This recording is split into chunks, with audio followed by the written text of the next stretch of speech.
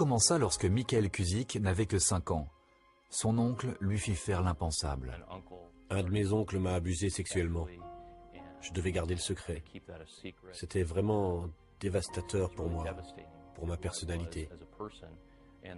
Et non seulement j'ai été exposé à la pornographie, mais j'ai aussi été utilisé pour de la pornographie, lors de séances photos avec mon oncle. Même à cet âge, la douleur était si intense qu'il fit de son mieux pour éliminer ses sentiments. C'était devenu une habitude pour moi de prétendre que ces choses ne s'étaient pas produites. Je ne pouvais en outre en parler à personne, donc je les gardais au plus profond de moi-même. À l'école, Michael fit partie d'un groupe de jeunes chrétiens. J'ai entendu que Dieu m'aimait, c'était un concept tout nouveau pour moi. Dieu donnait une telle valeur à mon cœur qu'il avait accepté de mourir pour moi. Ça a vraiment changé ma vie. Il donna sa vie à Christ, mais les souvenirs de son enfance le hantaient toujours. Au fond de moi, j'étais profondément seul. J'étais rempli de honte et d'anxiété. Michael vivait une double vie. D'une part, il était un chrétien dévoué. De l'autre, il était rempli de désirs secrets. La première fois que j'ai été actif sexuellement, j'ai ressenti une grande honte et de la haine envers moi-même. J'avais l'impression d'avoir sauté d'une falaise, franchi un point de non-retour, et je n'avais personne à qui parler. À 19 ans, il décida de chercher de l'aide auprès d'un pasteur de la jeunesse. Je lui ai confessé que j'avais ce combat depuis toujours, contre la convoitise et la pornographie. Et il m'a dit que puisque je suis une nouvelle création en Christ, je dois simplement oublier tout ça et avancer. À ce moment, quelque chose est mort en moi, et j'en ai conclu à tort que l'évangile de Jésus-Christ n'était d'aucune aide dans ce domaine. Michael décida de combattre ses démons de son mieux. Malgré ses luttes, il voulait aussi aider les autres et devint pasteur des jeunes. Plus tard, il travailla comme conseiller dans une université chrétienne. Il rencontra Juliane, une collègue conseillère dont il tomba amoureux. Ils se marièrent. Cependant, Michael menait toujours une double vie. Je m'adonnais à la pornographie, je voyais des prostituées. Je faisais des choses clairement immorales et mauvaises et profondément blessantes pour ma femme. Pendant 3 ans, il garda son autre vie secrète, mais Juliane découvrit la vérité. J'ai été pris. Mes mensonges et ma honte ont été exposés. Je voulais le quitter.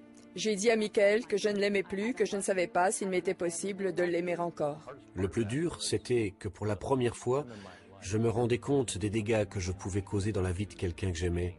Vraiment, vraiment beaucoup.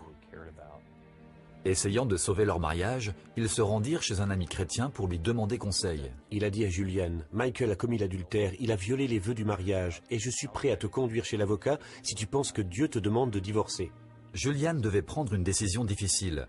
Allait-elle rester avec Michael ou le quitter? Elle demanda à Dieu une direction et décida de rester. La seule raison pour laquelle je suis restée, c'est parce que j'avais le sentiment que Dieu ne me demandait pas de partir.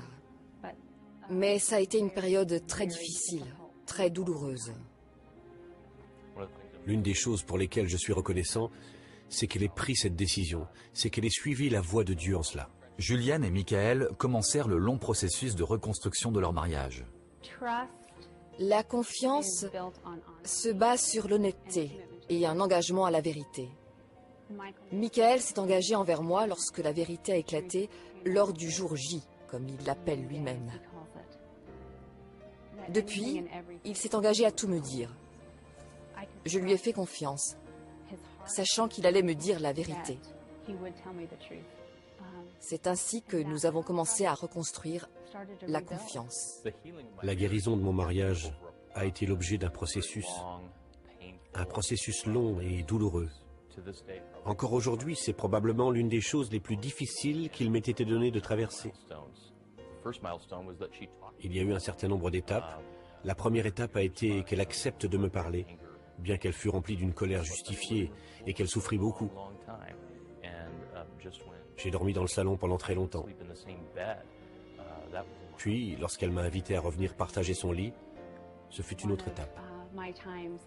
Je me rappelle dans une de mes discussions avec le Seigneur qu'il me semblait l'entendre dire « Tu n'as pas eu un mariage jusqu'à présent. Si tu veux un vrai mariage, je le reconstruirai pour toi. » Et c'est ce qu'il a fait. Aujourd'hui, Michael et Juliane ont 2 enfants et conseillent ceux qui traversent les mêmes épreuves qu'ils traversèrent alors. Si la restauration de leur mariage a été un processus douloureux, leur relation et l'amour qu'ils ont l'un pour l'autre est devenu plus fort que jamais.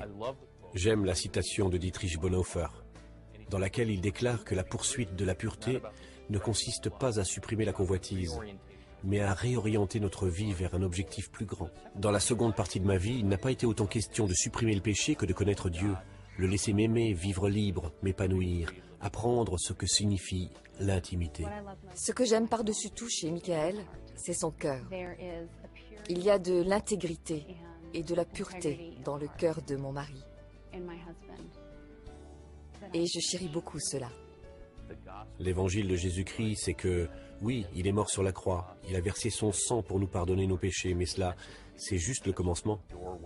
C'est la porte d'entrée dans la vie d'un royaume où nous pouvons être épanouis, où nos blessures peuvent être guéries. Ce changement, cette liberté, cette guérison ne sont pas seulement possibles, mais constituent la volonté même de Dieu pour nous tous.